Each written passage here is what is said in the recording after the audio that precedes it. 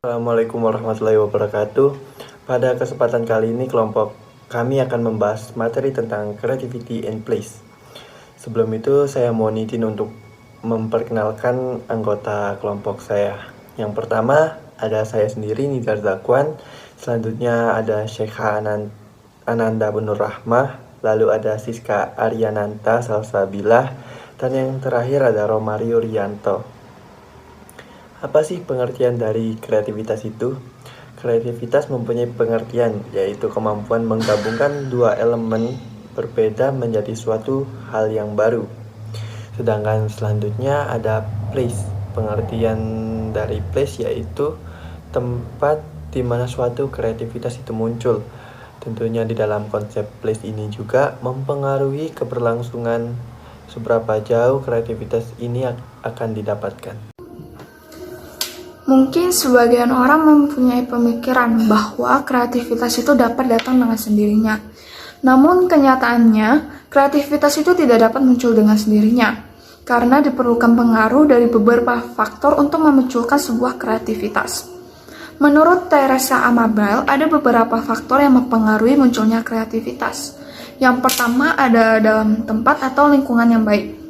Tentunya erat berkaitan dengan materi kita kali ini. Contoh dalam lingkungan fisiknya adalah seperti keadaan di mana penempatan interior atau eksterior di suatu ruangan lengkap dengan fasilitasnya. Lalu dalam lingkungan sosial, contohnya seperti bagaimana seseorang berinteraksi satu sama lain di suatu ruangan tersebut. Lalu yang kedua ada expertise atau keahlian. Dalam keahlian juga mempengaruhi kreativitas. Contoh dari bentuk implementasi keahlian adalah seperti orang yang bekerja di industri. Sekarang ini dalam perusahaan startup, banyak yang mereka yang dituntut untuk berinovasi guna terus berkembang mengikuti zaman. Lalu yang ketiga ada keterampilan. Keterampilan juga dinilai mempengaruhi seseorang untuk berpikir kreatif loh. Contohnya seperti seorang seniman yang mereka bisa berlomba-lomba untuk mengasah keterampilan mereka agar bisa mengembangkan karya mereka sebagai bentuk implementasi kreativitas. Lalu yang terakhir yang keempat ada motivasi. Motivasi juga dapat mempengaruhi proses berpikir kreatif kita. Kenapa? Karena jika kita memiliki motivasi yang baik dari dalam diri kita maupun dari luar, tentunya akan mendorong kita untuk berubah. Nah, di sini dapat kita simpulkan bahwa kreativitas itu muncul akibat dari dorongan dari diri kita sendiri.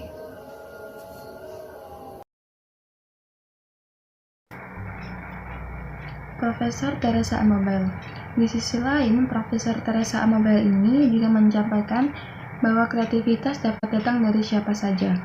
Artinya, tidak ada kata tidak bisa berkreativitas bagi orang-orang yang kurang kreatif.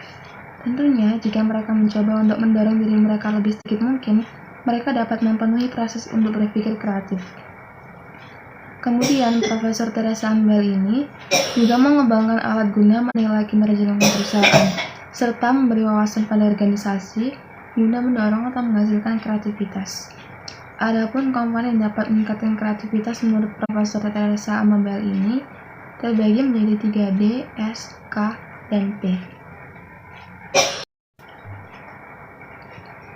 D yang pertama yaitu dorongan organisasi, yakni indikator kreativitas yang didorong organisasi dalam penilaian ide. Yang kedua ada dorongan pengawasan, yaitu cara pandang untuk melihat seluruh anggota di dalam proses bekerja. Yang ketiga ada dukungan kelompok kerja. Ketika dukungan dalam suatu perusahaan terpenuhi, maka sportivitas ini dapat membantu proses suatu perusahaan mencapai goals-nya. Selanjutnya, sumber daya yang cukup, yaitu sumber daya yang kita miliki, baik sumber daya alam maupun sumber daya manusia. Selanjutnya ada kebebasan, di mana kebebasan ini juga mempengaruhi kreativitas seseorang. Mengapa demikian? Hal ini dikarenakan suatu kebebasan tidak terikat membuat seseorang lebih merasa feel free untuk melakukan sesuatu sehingga dapat timbul kreativitas di sini. Yang terakhir, terdapat pekerjaan yang menantang. Hal ini dikarenakan ketika seseorang diberi pekerjaan yang terasa monoton akan mempengaruhi kinerja mereka.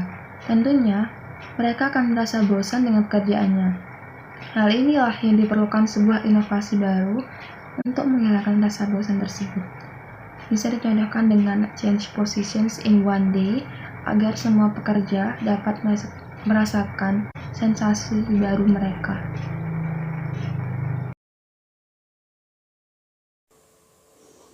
Kemudian ada beberapa hal yang dapat menghambat kreativitas, yakni nomor 1, organisational independence atau hambatan organisasi. Contohnya dari segi kolaborasi. Mungkin saja setiap anggota merasa kesulitan untuk bekerja sama antara satu sama yang lain. Hal inilah nanti yang menyebabkan proses berpikir kreatif itu sulit untuk muncul di lingkungan perusahaan. Lalu selanjutnya, adanya tekanan beban kerja.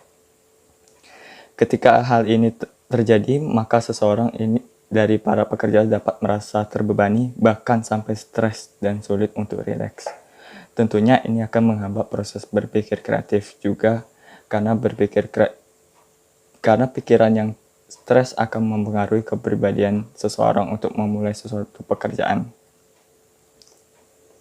Selanjutnya, contoh implementasi pada ide bisnis. Ide bisnis yang kami gunakan berawal dari problem yang tentu ada kaitannya dengan creativity and place. Problem di sini ditemukan bahwa kurangnya mahasiswa fresh graduate untuk memasuki dunia kerja. Ide yang kami peroleh dari problem tersebut adalah dengan menciptakan aplikasi yang berisi mulai dari course tes wawancara online, info lowongan pekerjaan, hingga menyediakan beberapa tes bakat minat. Kami yakin dengan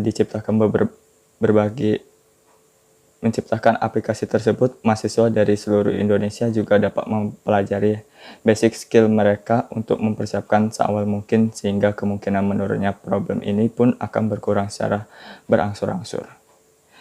Kemudian untuk hubungan antara creativity and place di sini juga dapat ditarik kesimpulan di mana creativity itu datang dari keahlian atau expertise. Dan untuk mendatangkan creativity tersebut, dibutuhkan place yang tepat.